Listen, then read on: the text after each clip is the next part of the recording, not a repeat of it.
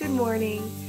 Today I'm gonna share with you a finally completed project, or one that we are completing in the farmhouse, stripping the doors in the living room and the boys' room.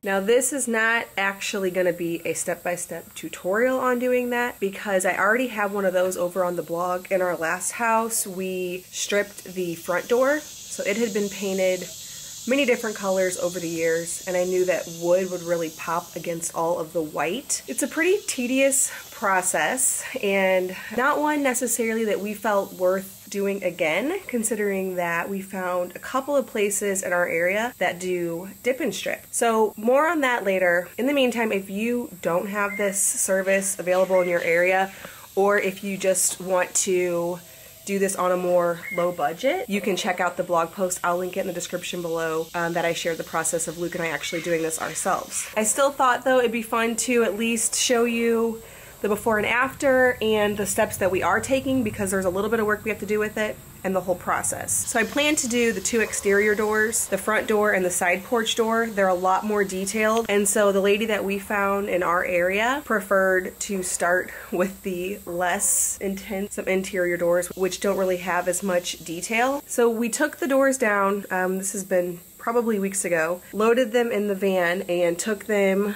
to a lady in our area. I'll link it below in case you live in Missouri, and I'll link a couple other places that I know do this as well. We picked them back up completely unfinished. So what we have now is two doors that have no stain, no finish. They are just stripped down to the bare wood.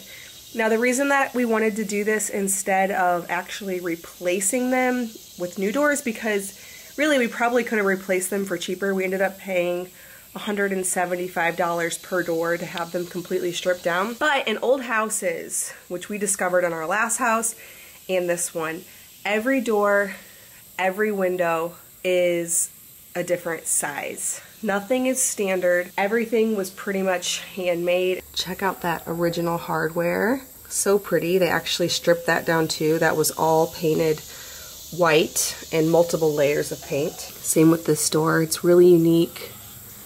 Really pretty. I'm so glad to have it restored. So finding the right size door, yes, we could have cut them down. That still would have required some work, and in the style that goes with our home. So the 1890s period specific style would have been just too difficult, so we decided this would be the easiest option. So now all that's left to do is to add a couple of coats of a sealer and hang them back up. Okay, this is ridiculously hard. Push down and turn. You want to carry that one over there? No, we're just gonna do one at a time, buddy. Thanks anyways.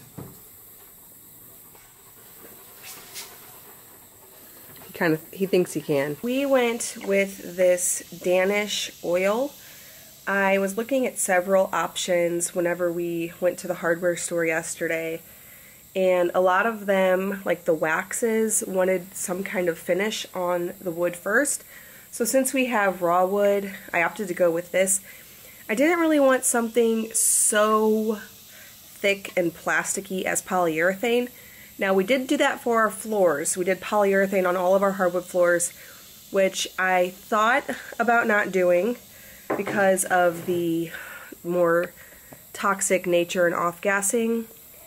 But I knew that with 5, almost 6 kids running around on them all the time, that they would get damaged really, really quickly. Now the doors, they're hanging, nobody's walking on them. So this particular one, this Danish oil, said stains, seals, and protects, and you just wipe it on. It's an easy wipe on. So thought that'd be a good thing for us to use to just get this project done today and get these doors back up. We're not missing the one in the living room too badly, but the one in the boys' room we're really missing, because Micah's room is right next door and we haven't found a door for it yet. So we have the boys' room and Micah's room and no door in between, which if you're a parent of multiple children, you know isn't the best thing.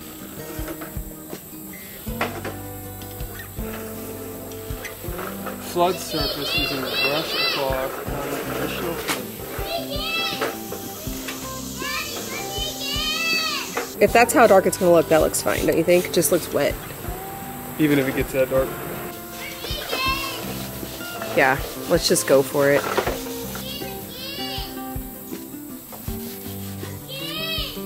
Okay, bud. It says, flood surface using brush or cloth, applying additional finish to areas that absorb all the liquid. Allow to penetrate for 15 minutes, reapply, allowing additional 15-minute penetration. Wipe surface completely dry, ready for use in 8 to 10 hours. I don't know which door is which. The one that doesn't have the hinges is upstairs. So it's this one. This one. Good. Get the boys done sooner so we can put it back up. Yeah. It's really pretty. That's interesting. You think that's a different wood they put there around the edges? I think so. Has character. You know, some things, couple of my historical home expert friends have told me, people get all upset about painting, but some things, like they used wood that they meant to paint. I don't know if this would be considered that, but like all like the pine trim and stuff is like really cheap wood. Yeah, what is this, pine, I guess? I actually prefer the color on this one a lot, but it's way different.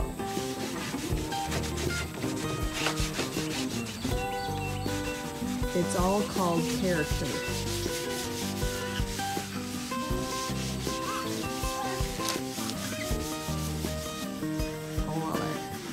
They did better in the...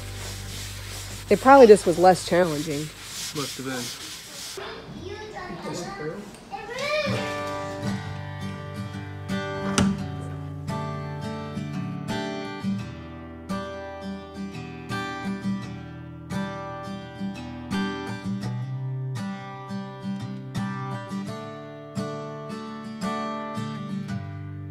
Now we just need to do the girls' door because see, it's the exact same as the boys, and of course looks, in my opinion, so much prettier wood. So there's a good kind of before and after shot.